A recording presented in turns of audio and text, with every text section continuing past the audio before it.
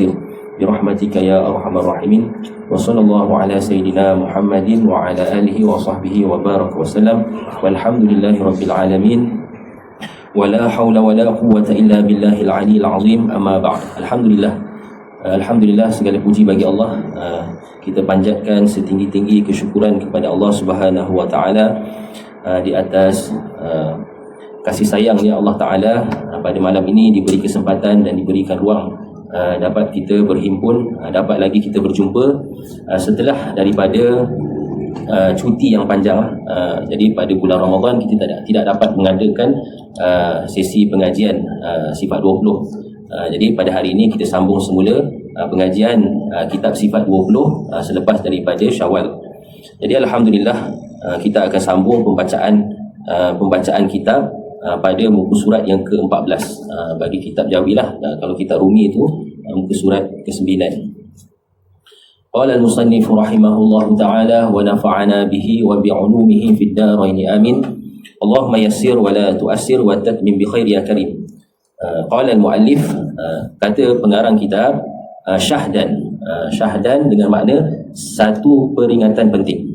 Satu peringatan penting, kata musannif, syahdan, lagi sesudahnya. Sesudah apa? Selepas apa?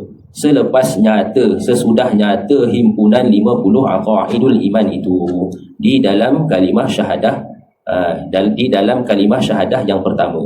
Jadi kita baru sahaja selepas daripada memperbahaskan 50 aqaidul iman. Kan itu yang kita dah bahaskan pada pertemuan yang lepas. Ada 50 aqaidul iman yang wajib kita i'tiqadkan, wajib kita tahu, wajib kita belajar. 50 aqaidul iman, 50 simpulan iman yang ada di dalam kalimah la ilaha illallah. Dalam kalimah la ilaha illallah itu ada 50 simpulan iman yang wajib kita ketahui, wajib kita belajar, kan, dan wajib kita i'tiqadkan, pegangkan dalam hati. Itu yang lepaslah kita dah belajar. Apa dia? Kita ulang balik. Apa dia 50 aqaid dalam la ilaha illallah tu? Iaitu 20 sifat wajib daripada wujud, qidam, baqa sampai mutakalliman, 20. Kemudian 20 lagi sifat mustahil bagi Allah Taala, jadi 40. Kemudian ada satu sifat harus, satu sifat yang harus.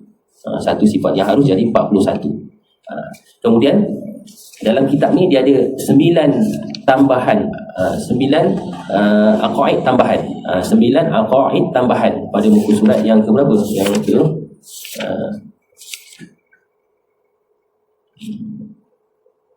pada muka surat yang ke-9.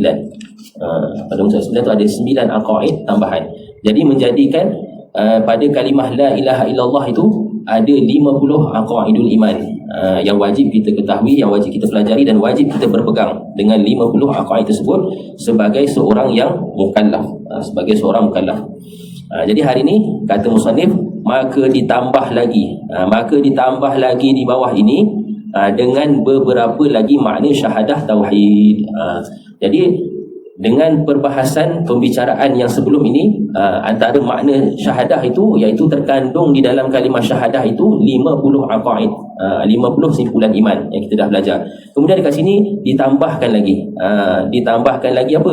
Beberapa lagi makna syahadah tauhid sebagai tambahan kat kita.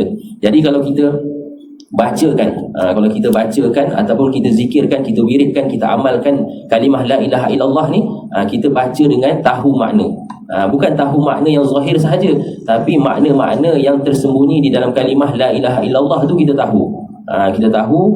Maka bezalah antara orang yang zikir la ilaha illallah dengan keadaan tahu, dan orang yang zikir la ilaha illallah dalam keadaan tak tahu. Jadi dekat sini dia kata maka ditambah lagi di bawah ini dengan beberapa lagi makna syahadah tauhid. Syahadah tauhid ni kena pada la ilaha illallah. Kemudian kata musannif, maka mudah-mudahan dengan taufik Allah Taala. Dengan taufik ni maknanya taufik ni makna kekuatan yang datang daripada Allah Ta'ala sehingga kita dapat berbuat baik, kita dapat berbuat ketaatan dengan kekuatan yang Allah Ta'ala beri kepada kita, itu dipanggil taufik. Maka kata musannif, maka mudah-mudahan mudah-mudahan dengan taufik taufik daripada Allah Taala dibukakan hati yang membaca padanya pada kalimah syahadah tu, dengan menghadirkan sekalian makna itu. Mudah-mudahan siapa yang belajar kitab ni, dia boleh baca kalimah syahadah la ilaha illallah ataupun kalimah tauhid ni dengan dapat dihadirkan makna dalam hati. Dah tentu kesannya berbeza. Berbeza antara orang yang baca la ilaha illallah dengan hadir hati, dengan orang yang baca la ilaha illallah tapi dalam keadaan lalai, dengan dalam keadaan tidak hudur, tidak hadir hatinya. Jadi doa daripada musannif, daripada pengarang, menyatakan bahawa mudah-mudahan dengan taufik Allah Ta'ala dibukakan hati yang membaca padanya, pada kalimah syahadah itu, dengan menghadirkan sekalian makna itu. Sekalian makna mana? Sekalian makna yang telah dia bahaskan dalam kitab ini, ataupun yang akan dibahaskan dalam kitab ini. Dihadirkan sekalian makna itu di dalam hatinya seseorang. Barulah ada kesan kepada nafsu kita. Jadi kalau kita baca la ilaha illallah, la ilaha illallah ni kita jadikan wirid ataupun jadikan zikir. La ilaha illallah, la ilaha illallah. Jadi nak jadikan zikir ini terkesan kepada nafsu kita, sehingga nafsu kita boleh naik darjat, naik darjat daripada darjat yang paling bawah, darjat nafsu yang paling bawah, iaitu nafsu ammaratu bisu. Ammaratu bisu ni nak naik kepada mulhimah. Jadi macam mana nak naik? Kena zikir la ilaha illallah. Tapi kalau boleh ada pimpinan daripada guru lah, maka kita zikir. Dan zikir tu kalau nak ada kesan kepada nafsu kita, mesti kena hadir hati. Maknanya kita lintaskan makna bagi kalimah la ilaha illallah tu, ataupun makna la ilaha illallah tu. Jadi kalau kita zikir kosong, kita zikir dalam keadaan lalai, maka dia tidak akan memberi kesan kepada nafsu kita. Dan selama-lamanya nafsu kita tu berada pada tahap nafsu yang paling bawah, iaitu nafsu ammaratu bisu. Ammaratu bisu maknanya nafsu yang sentiasa menyuruh ataupun menarik kita kepada kejahatan. Jadi nak zikir la ilaha illallah yang berkesan adalah dengan zikir itu dengan hadir hati. Zikir dalam keadaan hadir hati, zikir dalam hadir hatilah, maknanya kita lintaskan ataupun kita datangkan makna-makna bagi la ilaha illallah tu dalam hati. Jadi kata pengarang, hingga dapat tercampur cahaya makna dua kalimah syahadah di darah dagingnya. Mudah-mudahan, kata pengarang ni, dengan kita zikir la ilaha illallah, kemudian kita hadirkan hati, dalam hati kita hadirkan maknanya, mudah-mudahan tercampur cahaya makna dua kalimah syahadah tu di darah dagingnya seseorang, dengan makna apa? Dengan makna sebati antara makna kalimah tu, dua kalimah syahadah tu, pada cahaya dua kalimah syahadah tu dengan darah daging kita, sebati. Sebati inilah yang menyebabkan nafsu kita naik darjat daripada darjat nafsu yang paling bawah, iaitu nafsu ammaratu bisu kepada nafsu mulhimah. Kemudian naik sampailah yang mutmainnah, naik sampai mutmainnah.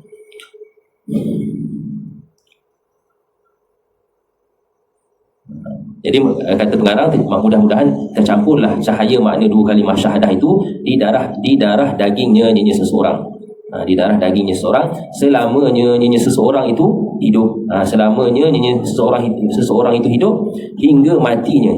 Hingga matinya seseorang, hingga matinya seseorang dengan husnul khatimah. Sebab tu kita sebenarnya digalakkan, disarankan oleh Nabi supaya memperbanyakkan zikir la ilaha illallah. Zikir la ilaha illallah. Disarankan, digalakkan oleh Nabi supaya kita memperbanyakkan menyebut la ilaha illallah di sepanjang hidup kita. Jadikan zikirlah. Supaya apa? Supaya mudah nanti kita nak mati, kita mudah nak sebut kalimah la ilaha illallah. Seperti mana di dalam hadis Nabi kata kepada para sahabat lah, Nabi kata kepada para sahabat, jaddidu imanakum, perbaharuilah iman kamu, Kemudian kata sahabat, ya Rasulullah, wa kaifa nunajjidu imanana? Kan, wahai Rasulullah, macam mana cara nak memperbaharui iman kami? Kan. Jadi jawab Rasulullah, aktsiru min qawli la ilaha illallah. Kan, nak memperbaharui iman kamu semua tu dengan memperbanyakkan menyebut la ilaha illallah. Itu hadis Nabi lah. Hadis Nabi.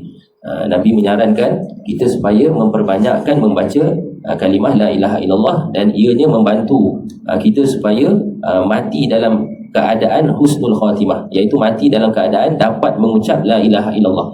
Kan ada hadis Nabi kata siapa yang dapat menyebut dua kalimah syahadah, kan, dua kalimah syahadah sebelum daripada matinya, maka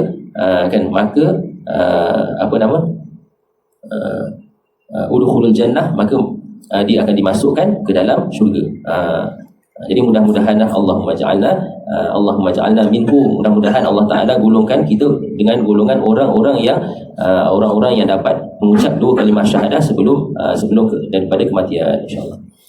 Dan kata musannif, dan lagi berkata setengah ulama, ada ulama mengatakan bahawa dua kalimah syahadah itu huruf dua kalimah syahadah itu ada 24 huruf. Kalau kita perhatikan kalimah syahadah ni, la ilaha illallah Muhammadur Rasulullah, ada pada kalimah syahadah itu 24 huruf. 24 huruf. 24 huruf di dalam sehari semalam ada 24 jam. Maka diharapkan ampunan daripada Tuhan dengan 24 huruf itu pada dosa 24 jam. Ini dipanggil tafa'ul lah. Tafa'ul, ambil sempurna daripada kalimah la ilaha illallah tu Muhammad Rasulullah ada 24 huruf, maka mudah-mudahan segala dosa yang kita lakukan selama 24 jam sehari semalam tu dihapuskan dengan bacaan la ilaha illallah. Itu kata setengah daripada ulama. Dan lagi dua kalimah syahadah itu, ada 7 kalimah. Tadi itu huruf. Pada dua kalimah syahadah ni hurufnya ada 24. Ada pun hurufnya, ada pun kalimahnya, ada pun kalimahnya ada 7. Ada 7 kalimah. Maka diharapkan pada Tuhan mengampuni dosa 7 anggota. Mudah-mudahan dengan kita membaca kalimah syahadah la ilaha illallah Muhammadur Rasulullah yang ada padanya 7 kalimah, maka diampunkan segala dosa yang dilakukan oleh 7 anggota, dan meluputkan 7 api neraka. Kan, meluputkan 7 api neraka juga adanya. Maknanya menutupkan 7 pintu api neraka. 7 pintu api neraka. Jadi ada satu kisah lah. Ada satu kisah yang dikisahkan pada zaman salafus soleh. Ada seseorang orang yang soleh. Kerja dia, antara amalannya ialah dia banyak membaca la ilaha illallah. Hari-hari dibaca. Kemudian pada suatu hari dia tertidur. Pada masa dia tertidur tu dia bermimpi hari dah kiamat. Jadi apabila hari dah kiamat, maka dia itu dihisapkan. Apabila dia dihisapkan, didapati dosa dia dan pahala dia, dosa dia lebih berat daripada pahalanya. Maka Allah Ta'ala perintahkan malaikat untuk heret dia ke neraka. Jadi apabila malaikat mengheret lelaki tersebut nak masukkan ke dalam neraka, maka didatangkan lelaki tersebut ke pintu neraka yang pertama. Jadi datanglah kalimah la ilaha illallah yang pertama, iaitu la tu datang berupa batu menutupkan pintu neraka yang pertama. Kemudian nak dimasukkan, malaikat tu nak masukkan lelaki tersebut ke pintu neraka yang kedua. Maka datanglah yang kedua, la ilaha datang dalam berupa batu menutup pintu neraka yang kedua, sehinggalah ke-7 pintu neraka tertutup. Sehingga kan malaikat bertanyakan kepada Allah Ta'ala, maka Allah Ta'ala menyuruh malaikat tersebut memasukkan lelaki tersebut ke dalam syurga. Jadi ini satu ilham lah yang diberikan kepada orang yang soleh melalui mimpi.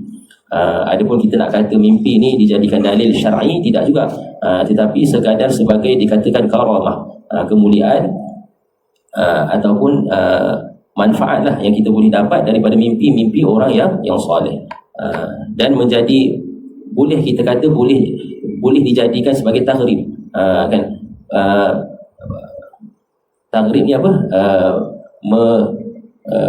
Menggemarkan kita untuk membaca ataupun menjadikan la ilaha illallah ni sebagai amalan harian. Jadi insyaAllah mudah-mudahan kita dapat amalkan kalimah la ilaha illallah ni dan jadikan sebati dalam darah daging kita, insyaAllah. Jadi ada setengah pandangan lagi. Ada sebahagian ulama menyatakan dua kalimah syahadah ni kalau kita perhatikan tidak mempunyai titik huruf, tak ada. Mengisyaratkan apabila menyebut dua kalimah syahadah, hendaklah kosongkan hati daripada titik-titik dunia dan segala aghyar. Mana apabila kita menyebut la ilaha illallah, kita kosongkan diri kita daripada segala keduniaan, kan? Hanya fokuskan hati kita kepada Allah Ta'ala, jadi ada sebahagian ulama juga, ni kajian ulama lah, pandangan ulama memandang ke atas kalimah syahadah ni. Kata sebahagian ulama lagi, kalimah syahadah ni, kalimah la ilaha illallah ini juga sebutannya tidak perlu gerakan bibir. Kalau kita perhatikan memang betul lah, la ilaha illallah, bibir kita tak bergerak, yang bergerak hanya lidah, kan? Kemudian ada ulama memberitahu juga kalimah Allah di dalam la ilaha illallah ni, kalau dibuangkan satu persatu hurufnya,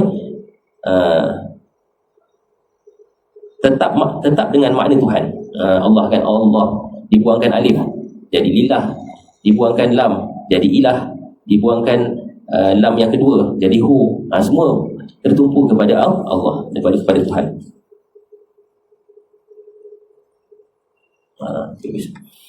Kemudian dia nak bahaskan, nak bicarakan tentang makna tambahan lah bagi la ilaha illallah, yang sebelum ni kita dah bicarakan, dah bahas dah tentang makna la ilaha illallah, iaitu adanya 50 simpulan iman di dalam la ilaha illallah tu.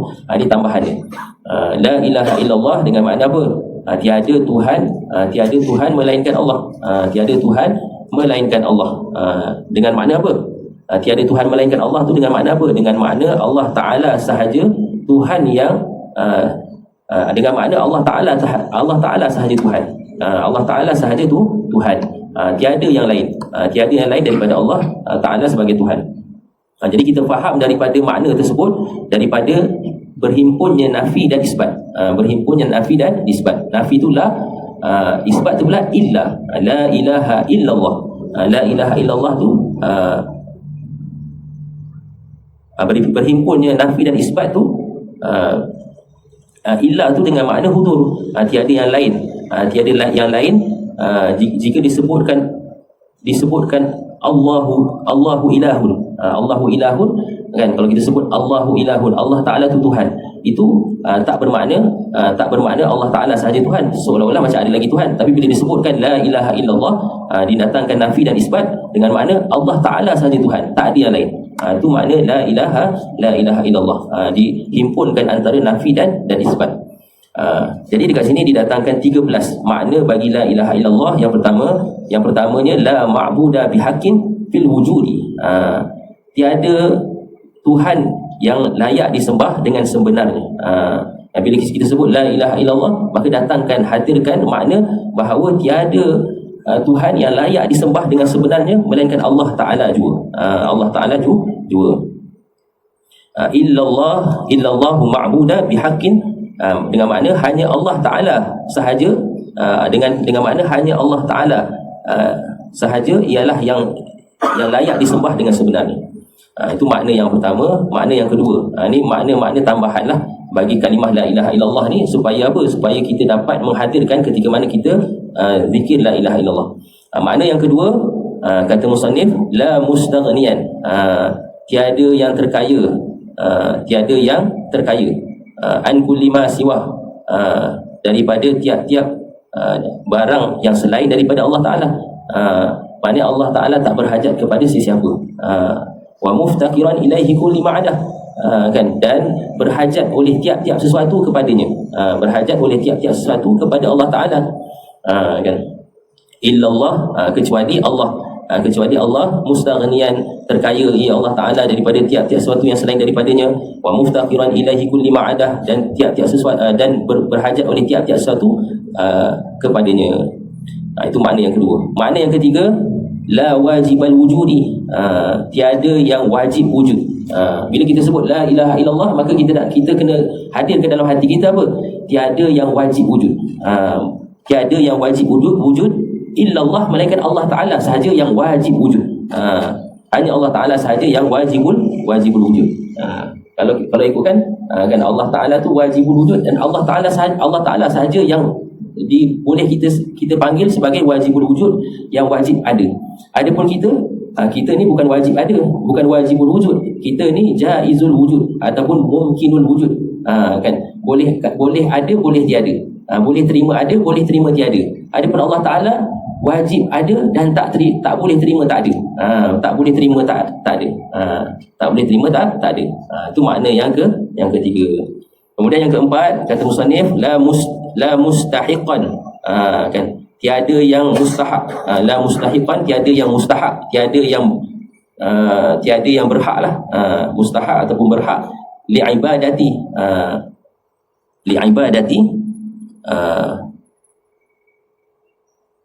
bagi berbuat ibadah, bihaqqin, dengan sebenarnya, illallah, kecuali Allah. Tiada yang berhak kita nak buat ibadah kepadanya melainkan Allah. Illallah al-mustahiqun, Allah Ta'ala inilah yang mustahiqun, yang mustahak, yang berhak, li'ibadati, bagi berbuat ibadah kepadanya, bihaqqin, dengan sebenarnya, dengan sebenarnya. Jadi Allah Ta'ala ni sahaja Tuhan yang layak kita berbuat ibadah kepadanya. Selain daripada itu tak layak, tak berhak. Kan, ini nak membersihkan hati kita daripada segala syirik. Segala syirik dan segala syirik yang jali dan segala syirik yang khafi. Syirik yang jali mungkin kita tak buat, kita tak sembah berhala, kita tak sembah tokoh, kita tak sembah patung dan sebagainya. Tetapi ada orang yang secara tidak sengaja berbuat syirik yang khafi. Berbuat syirik yang khafi macam mana? Dia berbuat ibadah, kan, tapi kerana selain daripada Allah Ta'ala, kerana nak dapat pengaruh, kerana nak kemasyhuran, berbuat ibadah kerana nak orang tengok, kan, kerana selain daripada Allah, itu dipanggil syirik khafi. Jadi barang siapa yang berbuat ibadah dalam keadaan seperti ini, maka pada hari kiamat nanti, pada hari akhirat nanti, maka Allah Ta'ala akan suruh kita minta pahala dengan orang yang kita ibadahkan tu. Kan kita ibadah, lepas tu kita nak tengok, nak supaya orang tengok, nak supaya orang puji, maka Allah Ta'ala suruh kita jumpa dengan orang tu, orang yang kita nak dia puji kita nak dia tengok kita ibadah tu, minta dengan dia, kan, minta dengan dia. Sebab tu kita kena belajar supaya kita ibadah dalam keadaan bersih, hati kita tu bersih lillahi ta'ala. Kalau kita niat dalam sembahyang memang lillahi ta'ala, kan, usalli fardhu zuhri 4 rakaatin, kan, adaan lillahi ta'ala, itu pada lafaz niat, ataupun niat yang kita hadirkan pada hati. Tapi pada fi'li, pada perbuatan kita, pada hal kita, keadaan kita tak tentu lagi. Kalau kita tak mengaji, lepas tu kita tak tekan nafsu kita supaya ikhlas kepada Allah Ta'ala, maka dia tidak akan terhasil. Ikhlas tu tidak akan terhasil. Jadi ikhlas ni terhasil dengan apa? Yang pertamanya, ikhlas ni terhasil dengan menuntut ilmu. Sebab dengan ilmu kita kenal apa itu ikhlas, apa itu riak. Kita kenal apa itu ikhlas, apa itu riak. Lepas daripada kita kenal, barulah kita boleh tekan nafsu kita, mujahadah, riadah akan nafsu kita, supaya apa? Supaya nafsu kita cenderung kepada ikhlas kepada Allah Ta'ala. Tapi yang pertama, kena menuntut ilmu terlebih dahulu. Itu makna yang keempat, bagi la ilaha illallah. Jadi makna yang kelima, la ilaha illallah, makna yang kelima, la khaliqa, tiada yang menjadikan, tiada yang menjadikan, yakni menjadikan sekalian makhluk, illallah, kecuali Allah. Allah lah al-khaliqu, yang menciptakan, menjadikan, kulli syai'in, tiap-tiap sesuatu, menjadikan tiap-tiap sesuatu daripada sekalian makhluk ni. Jadi Allah Ta'ala yang menjadikan. Jadi kalau kita ucapkan la ilaha illallah, la ilaha illallah dia ringkas je, satu kalimah yang ringkas, tapi makna dia banyak. Antara maknanya ni lah. Dalam mana kita la ilaha illallah, la ilaha illallah, datangkan juga makna bahawa tak ada yang menjadikan, tak ada yang menjadikan, tak ada yang mencipta melainkan Allah Ta'ala sahaja. Allah Ta'ala sahaja yang menjadikan makhluk, kan. Kalau kita tengok cerita Firaun kan, mengaku Tuhan, dia nak jadikan matahari, dia nak hidupkan manusia dan apa semua, tak boleh. Kerana yang menjadikan makhluk ni hanya Allah Ta'ala, hanya Allah Ta'ala. Dia bezalah jadikan dengan reka. Jadikan dengan makna kita adakan sesuatu daripada tiada kepada ada. Itu dipanggil jadikan. Khaliq lah, khaliq kan. Menjadikan daripada sesuatu yang tiada kepada ada. Adapun reka ni, kita ambil lah besi ni sambung jadi kereta. Itu dipanggil reka. Reka ni manusia boleh lah buat, tapi jadikan tak boleh. Jadikan hanya Allah Ta'ala sahaja yang mampu menjadikan sesuatu, iaitu menjadikan sesuatu daripada tiada kepada ada, kan. Adapun yang kita buat ni reka, kan. Ambil kayu balak, potong jadi meja, kan. Itu reka. Reka cipta lah, reka cipta. Jadi Allah Ta'ala ni jadikan sesuatu daripada tiada kepada ada. Kemudian makna yang seterusnya, makna yang ke-6, la raziqa, tiada yang memberi rezeki, tiada yang memberi rezeki illallah, kecuali Allah. Allah Ta'ala itulah disebut sebagai ar-raziqu, yang memberi rezeki kulli syai'in, kepada tiap-tiap sesuatu, kepada tiap-tiap makhluk. Allah Ta'ala yang memberi rezeki. Kita ni disuruh usaha. Kita ni disuruh usaha. Yang memberi rezeki Allah Ta'ala pada hakikatnya. Pada hakikatnya Allah Ta'ala yang memberi rezeki melalui tangan-tangan manusia. Melalui tangan-tangan manusia. Pada hakikatnya Allah Ta'ala yang memberi rezeki. Kemudian yang ke-berapa ni? Ke-7. Makna la ilaha illallah dengan makna apa? La muhyi. La muhyi, tiada yang menghidupkan illallah, kecuali Allah. Allah Ta'ala tu al-muhyi, yang menghidupkan kulli syai'in, akan tiap-tiap sesuatu. Kemudian la mumita, tiada yang mematikan, tiada yang mematikan, kan. Hakikatnya yang pada zahirnya yang mematikan ni apa? Sakit jantung, kan. Sakit apa? Sakit kencing manis, darah tinggi, dan sebagainya lah. Itu pada zahir. Pada hakikatnya yang mematikannya ialah Allah Ta'ala. Yang mematikannya Allah Ta'ala. La mumita, tiada yang mematikan illallah, kecuali Allah. Allah Ta'ala tu dipanggil apa? Al-mumitu, yang mematikan kulli syai'in, akan tiap-tiap sesuatu. Allah Ta'ala yang mematikan akan tiap-tiap sesuatu. Kemudian al-muharrika, tiada yang menggerakkan. Al-muharrik, tiada yang menggerakkan. Tiada yang menggerakkan sesuatu illallah, kecuali Allah. Yang menggerakkan sesuatu ni Allah Ta'ala. Zahirnya nampak kita yang melangkah, zahirnya nampak kita yang masukkan duit dalam tabung, tapi hakikatnya Allah Ta'ala, kan. Kalau yang biasa dibagi contoh oleh guru-guru kita ni, apa ni, cincin. Cincin kan, cincin ni dia ikut tangan kan. Kalau tangan ke kanan, cincin tu akan ke kanan. Kalau tangan kita ke kiri, maka cincin tu akan ke kiri. Jadi macam mana i'tiqad kita? Adakah kita i'tiqad cincin ni ke kanan kerana apa? Kerana mengikut akan tangan, dan mengikut akan tangan. Dan ke kiri kerana apa? Kerana terikut akan tangan ataupun jari. Maka i'tiqad tu i'tiqad yang tak betul lah. I'tiqad yang tak tepat lah. I'tiqad kita sebenarnya, cincin ni ke kanan atau ke kiri, itu semua Allah Ta'ala yang gerakkan. Bukan disebabkan dia terikut akan tangan ni. Kalau cincin ni, kalau kita ke kanan, ke kanan, ke kiri. Tapi bukan jari itu yang mengkekanankan ke kiri kan. Yang mengkekanankan mengkekirikan cincin ni adalah Tuhan, adalah Allah Ta'ala. Kalau Allah Ta'ala tak izin, silap-silap jari kita ke kanan, cincin tu tetap dekat pada posisi dia. Kan nak cerita Allah Ta'ala ni yang menggerakkan. Kalau Allah Ta'ala tak izin, tak pergi.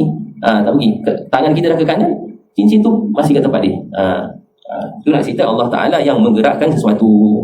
La muharrik, tiada yang menggerakkan sesuatu illallah, kecuali Allah. Al-muharriku, Allah Ta'ala tu yang menggerakkan tiap-tiap sesuatu. Kulli syai'in. Kemudian la musakin, tiada yang mendiamkan sesuatu illallah, kecuali Allah. Allah tu al-musakkinu, Allah Ta'ala tu yang mendiamkan sesuatu. Sebab tu apa-apa minta dengan Allah Ta'ala. Apa-apa minta dengan Allah Ta'ala. Kalau kita ada musuh yang sentiasa memfitnah, menaburkan umpatan makian terhadap kita, minta dengan Allah Ta'ala supaya didiamkan mulut musuh-musuh kita. Maka dengan izin Allah Ta'ala, maka mulut-mulut musuh-musuh kita ni tak dapat memudaratkan kita. Kan, dia nak bercakap tak boleh, dia nak keluarkan fitnah, nak taburkan fitnah tak boleh. Jadi minta dengan Allah Ta'ala, sebab Allah Ta'ala tu Allah Ta'ala tu al-musakkin. Allah Ta'ala itulah yang mendiamkan kulli syai'in, akan tiap-tiap sesuatu.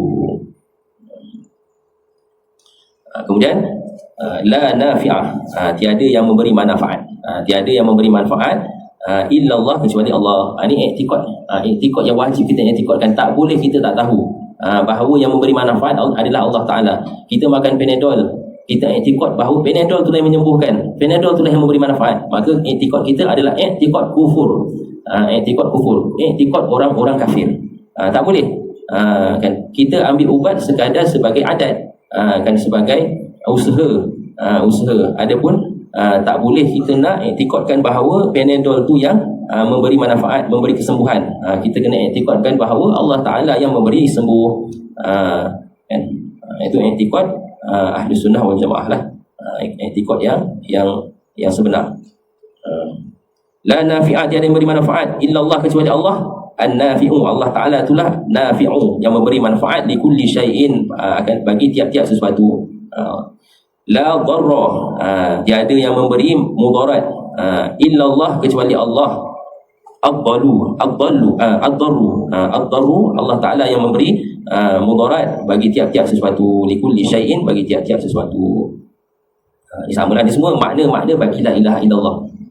Kan makna bagi la ilaha illallah. Jadi sebenarnya walaupun dikata makna ni makna tambahan, kita dah bahaskan makna la ilaha illallah ni tambahan, tapi sebenarnya benda yang sama. Benda-benda perbahasan ni telah dibahaskan dalam sifat Allah Ta'ala, iaitu wahdaniyah. Sifat Allah Ta'ala wahdaniyah. Maknanya Allah Ta'ala ni tunggal, kan, tunggal dengan mana tak berkongsi. Tak adalah Allah Ta'ala memberi manfaat, ada benda lain yang boleh beri manfaat. Allah Ta'ala memberi mudarat, ada yang lain boleh bagi mudarat juga. Tak ada. Jadi perbahasan ni sebenarnya walaupun ditambahan, tapi bukan tambahan yang baru. Dah dibahaskan dalam sifat wahdaniyah. Kita pun dah belajar tentang sifat wahdaniyah sebelum ni lah, dekat sini kan. Kemudian la mutasarrifah, tiada yang mutasarrif ni maknanya mengurus, mengatur fil wujudi, pada wujudnya. Tiada yang melakukan, tiada yang mengurus, tiada yang mengatur dalam segala keadaan illallah, kecuali Allah. Yang mengatur, yang mengurus alam ini, kan, mengurus segala-galanya Allah Ta'ala. Mutasarrifu maknanya Allah Ta'ala yang mengurus segala-galanya. Fil wujudi, pada wujudnya, hanya Allah Ta'ala. Habis dah 13 makna bagi la ilaha illallah. La ilaha illallah. Jadi tak adalah kita sebut la ilaha illallah dalam keadaan jahil, dalam keadaan tak tahu. Kan, maknanya kalau kita sebut la ilaha illallah, kita datangkan makna-makna ni. Makna-makna ni, kan, Allah Ta'ala sahaja yang layak disembah, Allah Ta'ala sahaja yang mencipta, Allah Ta'ala sahaja yang wajibul wujud, kan, yang mesti ada. Kan, adapun yang lain daripada Allah Ta'ala tu jaizul wujud ataupun mungkinul wujud sahaja. Boleh terima ada, boleh terima tak ada. Allah Ta'ala sahaja yang memberi rezeki. Itu dipanggil hakikat. Dipanggil hakikat.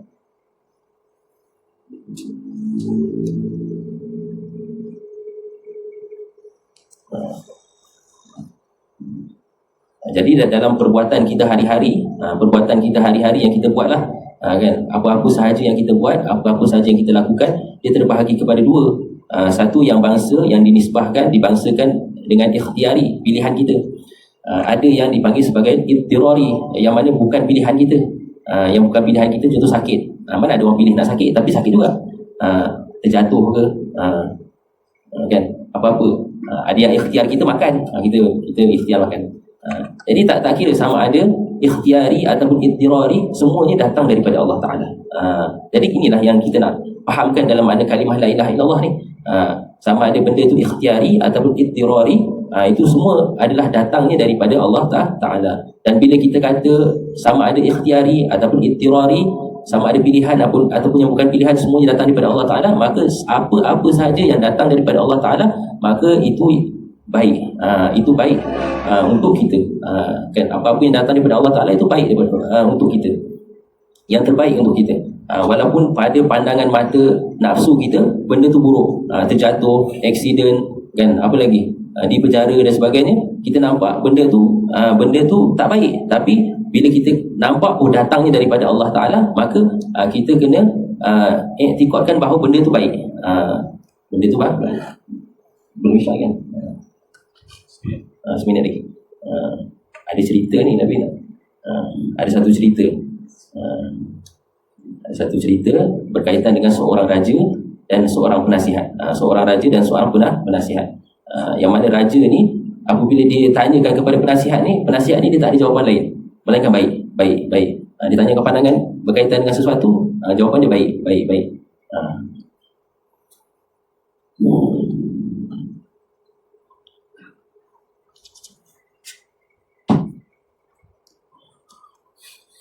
Allahu Akbar, Allah.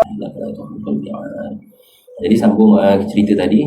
Jadi apa-apa yang ditanyakan oleh raja kepada penasihat tersebut, jadi penasihat tersebut jawapan dia baik. Sehinggalah suatu hari sedang raja tersebut buat sesuatu, terpotong tangan dia, terpotong jari. Maka ditanyakan kepada penasihat, wahai penasihat, apakah petanda ni?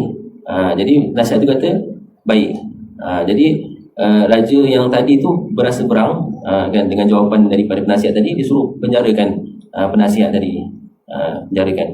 Jadi satu hari raja tersebut pergi masuk hutan dengan beberapa orang, kan. Apabila masuk dalam hutan tu, nak dijadikan cerita, tertangkap oleh satu puak, yang mana puak ni dimakan manusia. Manusia. Jadi bila tangkap, maka semua kan, semua ditangkap, dibuat makanan lah. Tapi sampai giliran raja tersebut, kan, jadi puak tersebut dia tengok, raja ni tak ada jari. Jadi dia beranggapan raja ni satu manusia yang cacat lah, tak sesuai untuk dimakan. Maka dia lepaskan raja tersebut. Jadi bila raja tersebut dilepaskan, raja tu mencari balik penasihat tersebut, kan, dia disuruh lepaskan daripada penjara. Dia kata, betul apa yang kamu kata, bahawa hilangnya jari aku ni menjadi satu petanda yang baik, kan. Tapi aku nak tanya juga, terpotongnya jari aku ni menyebabkan aku terlepas daripada dimakan oleh puak-puak kanibal lah, kan. Adapun engkau dipenjarakan, apa kebaikan yang kamu dapat daripada kamu dipenjarakan? Kan kata semua yang berlaku yang daripada Allah Ta'ala tu baik, kan. Jadi kata penasihat tu, kalau aku tak dipenjarakan, kan, kalau aku tak dipenjarakan, maka aku sudah tentu aku akan ikut engkau masuk hutan, dan aku pasti akan dimakan oleh puak-puak tersebut. Jadi inilah yang kita nak fahamkan kepada kan, tiap-tiap daripada kita, bahawa tiap-tiap sesuatu tu datang daripada Allah Ta'ala. Baik ke buruk ke, daripada pandangan mata kita, ianya semuanya datang daripada Allah Ta'ala, semuanya baik. Cuma nafsu kita yang nampak benda ni tak baik, benda ni baik. Hakikatnya semua yang datang daripada Allah Ta'ala tu baik. Maka itulah kesimpulan yang kita boleh ambil daripada kalimah la ilaha illallah Muhammadur Rasulullah. Jadi insyaAllah kita akan sambung pada pertemuan yang akan datang. Jadi nak maklumkan juga lah, insyaAllah pada pertemuan yang akan datang ni, bulan depan ni, kita akan khatamkan lah, lagi semuka lagi. Ada lagi 2 muka. Jadi insyaAllah kita boleh khatamkan. Wallahu ta'ala alam bisawab. Ila akhirih, subhanaka la ilma lana illa ma'allamtana innaka antal alimul hakim. Rabbana atina fid dunya hasanah wa fil akhirati hasanah wa qina adzaban nar. Wa sallallahu ala sayyidina Muhammadin wa ala alihi wa sahbihi wa baraka wa sallam. Walhamdulillahi rabbil alamin.